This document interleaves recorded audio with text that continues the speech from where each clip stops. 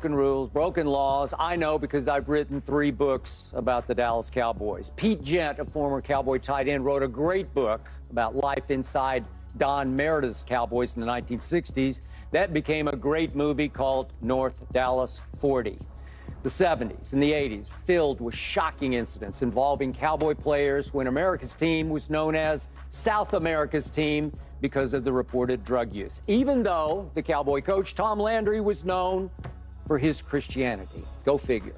The 90s Cowboys won 3 Super Bowls while, as Coach Barry Switzer said, they won the game, then they won the party. Did they ever? I attended their 3rd and last Super Bowl party. So, as a lifelong, diehard Dallas Cowboy fan, I cringed when they took Kelvin Joseph in the 2nd round of the 2021 draft. He'd been a top recruit for LSU, but was suspended for violating team rules and transferred to Kentucky, where he also began rapping under the name Boss Man Fat. But at 6 feet and 200 pounds, Kelvin Joseph ran a 4.35 40, and the Cowboys took him 44th overall. And in April 2022, the police sought him as a person of interest after he was riding in a car from which fatal shots were fired. Joseph was not charged, but he never lived up to being 2nd-round pick, and yesterday he was traded to the Dolphins. 2022 2nd-round pick Sam Williams was recently arrested for a 2nd time this year, this time on controlled substance and weapon charges. But Jerry Jones says, I don't anticipate this impacting his time on the field. Okay. So, Keyshawn. What's up? You played for the Cowboys. What do you make of their long history of drafting and signing players with questionable character? You know, Skip, I don't make anything of it, to be honest with you. And the reason I don't make anything of it, because the Dallas Cowboys are not the only organization in the National Football League that have signed players with questionable character, so to speak. Because they don't have questionable talent. Well, I think you can look at it both ways. A lot of people say you tolerate, you put up with because they got talent. Yeah.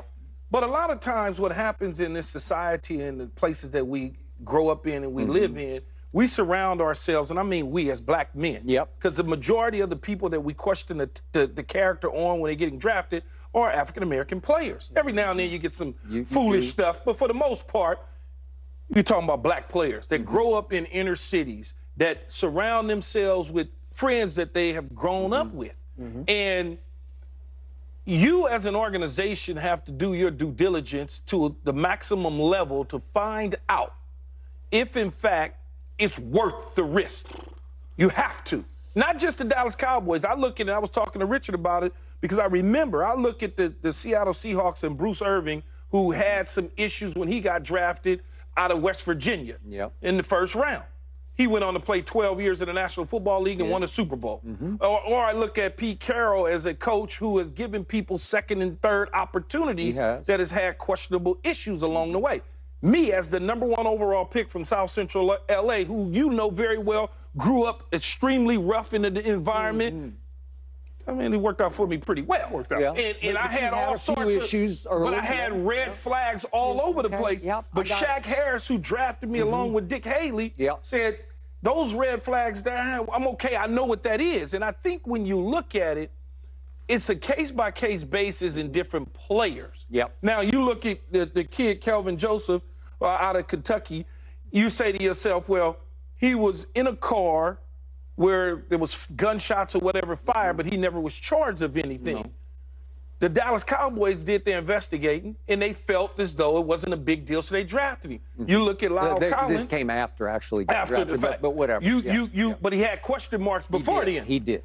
And you look at Lyle Collins, the couple days before the draft, Richard, exactly what happened to him. He lost being a #1 overall pick, had to be an undrafted free agent because his name was linked to his girlfriend's death and a murder. He had nothing to do with it. So you have to do your due diligence. If you're an organization, you cannot turn your head on it. I just don't blame it. Everybody takes questionable character. They all do. And your leash, your chances are determined by your talent. if people believe in you, especially coming out of the draft, if a team loved you and fell in love with you and they didn't get to draft you and another team, you went to another team and it didn't work out and you made questionable decisions, they're going to say, I still love the kid. You know, you got Jerry Jones. He's going to go to his DB's coach or Dan Quinn and say, remember this kid we had a shot at? What do you think of him now? It's like, I still feel the same way.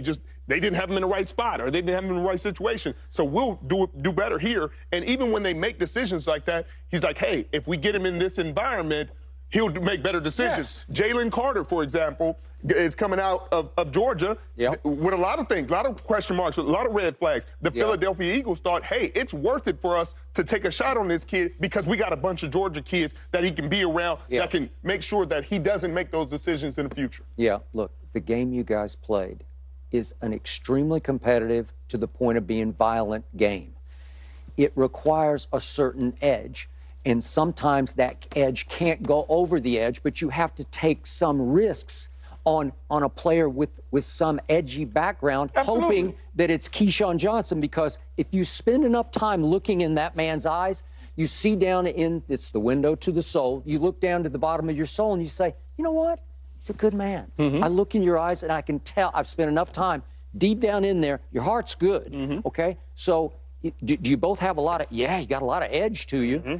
But I know when it's time to play that you're going to be there playing, and you both had lengthy careers in the NFL, right? Okay, it's simple as that. Simple. All right, last up here on Undisputed, well, guess who we get to talk about now? Is LeBron a better coach than Eric Spoelstra? Well, I think he is. That's just me. No mercy, no mercy.